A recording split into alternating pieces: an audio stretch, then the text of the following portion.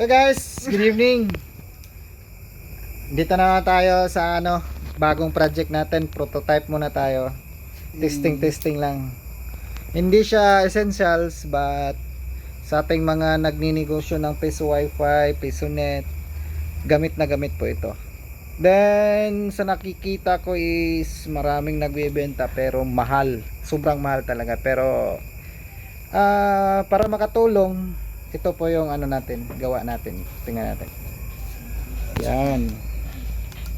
Ito po yung fast click coin sorter at saka counter po. Yan. Yung mga option na yan, pwede nating iset.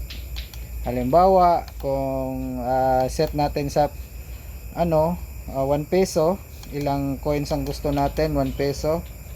Set muna natin sa 100 yung coins natin bibilangin. Ito po, sorting muna tayo. May sorting option po tayo. DIY muna gawa natin. Yan. Sinesort niya yung mga piso, saka 5 pesos, saka 20. Yan. DIY po yan. Gawa, lang yan. Gawa ko lang po yan, DIY. Ayan, sort na po sila lahat. Yan. Tapos na mag-sort, pwede natin i-stop. I-stop natin, pwede siya na ayan, stop na. So bilang na po tayo ng 1 peso. Ayan, lagay natin yung mga 1 peso sa ating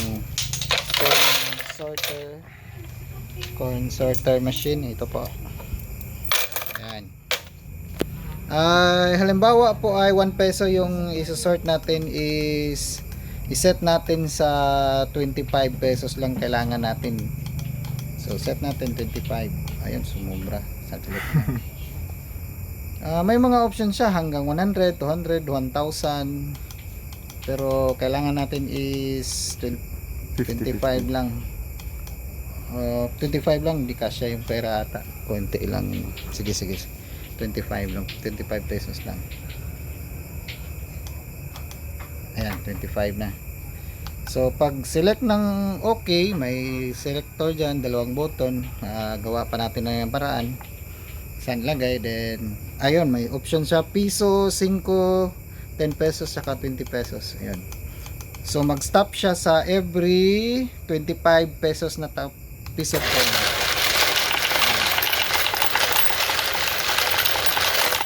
Ayun, 25. So 25 pesos yan. Bilangin natin kung sakto ba talaga yung 25 pesos. Ito po, bilangin natin tong coins kung talagang 25 pesos ba. So 2, 3, 4, 5, 6, 7, 8, 9, 10, 11, 12, 13, 14, 15, 16, 17, 18, 19, 20, 21, 22, 23, 24, 25. So tama. Again, 25. Yun pala. Kunin muna natin to. Tanggalin muna natin para makita yung 25 pesos. Sige po. Start na yun. 50. Ayan, may 25. So wag na. Yung na naman, next isosort natin lahat yung peso. 5 pesos na naman. Ayan.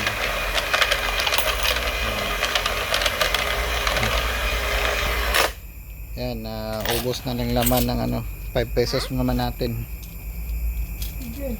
So set natin sa 5 peso coin, then 25 pesos na naman.